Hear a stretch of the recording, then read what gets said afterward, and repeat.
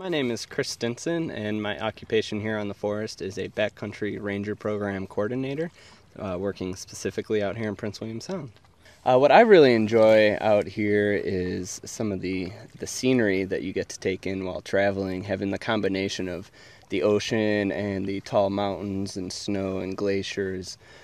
Really awe-inspiring to myself, and it's unlike any other place I've been able to visit, and has definitely drawn me to stay here. That, along with all the opportunities to see wildlife both on shore and in the water, is very unique even to this part of Alaska.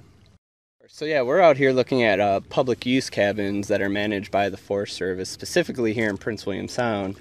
All these cabins were put up in the 1970s, early 80s, under the guise of public safety, being that there's really rough weather out here, so it's good to have some shelters for people if they need be.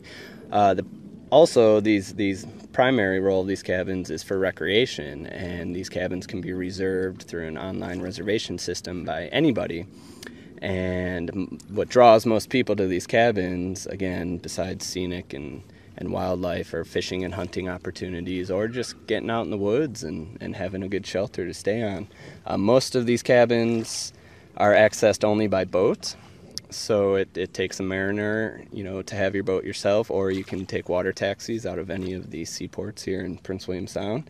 A couple more of the cabins are high alpine cabins on lakes, so you would have to fly in to the cabins, or you could take a boat and hike a couple miles to reach them. This Pigot Bay Cabin that we're visiting today is pretty unique. It's an old A-frame style cabin, one of the originals that was put here into the Sound. The A-frame style is slowly kind of getting harder and harder to find, especially amongst public use cabins across the country.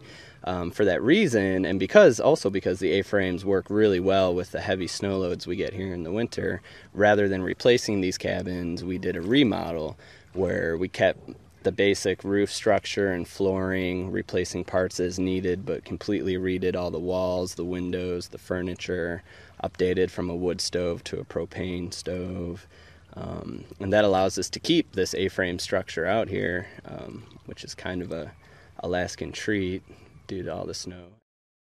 Yeah, what makes these unique is the boat access to many of these cabins, and what's nice is it keeps it, in my opinion, a little more solitude as you're out here. It's not like you're on a major trail where this is just a cabin off the trail and you might have other visitors coming by or walking by the cabin or just saying hi. Out here, you're really secluded, and some cabins like this offer a big view of the bay where you might see other boats or hear other boaters, but many of the other ones are tucked back enough that you can spend a couple days to a week in that cabin and maybe not see anybody else, no other boaters or no other people stopping by. You can really have a true, unique solitude experience out here if that's what you're after.